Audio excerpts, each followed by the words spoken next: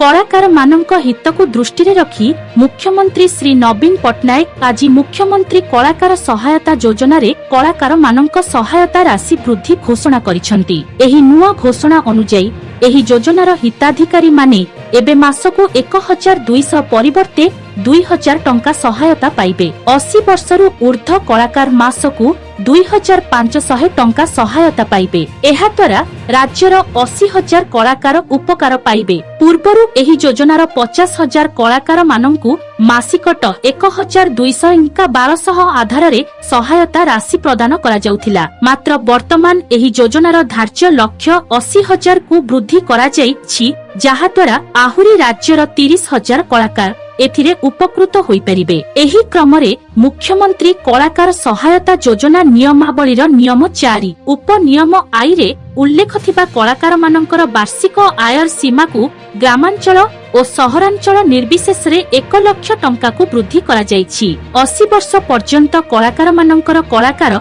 सहायता राशि 1200 टंका रुट 2000 टंका को और 80 वर्ष रु ऊर्ध्व कलाकार मानकर कलाकार सहायता राशि 1200 टंका रुट 2500 टंका को वृद्धि करा जाइछि। उक्त वर्धित सहायता राशि चलित फेब्रुआरी मासरु लागू करा जिवो एवं डीबीटी माध्यम रे फेब्रुआरी मास 20 तारिख रु 25 तारिख मध्य प्रदान करा जिवो। एही योजना रे सहायता राशि वृद्धि जोगु ओडिशार विभिन्न प्रांतरु अनेक कलाकार माने उपकृत हेबे। एही परी अन्य सबुदिनर Odia news, Odia breaking news, trending news आदि देखिबा पई आम इन्फॉर्मेशन ओडिया यूट्यूब चैनल को लाइक, शेयर एंड सब्सक्राइब करंतु।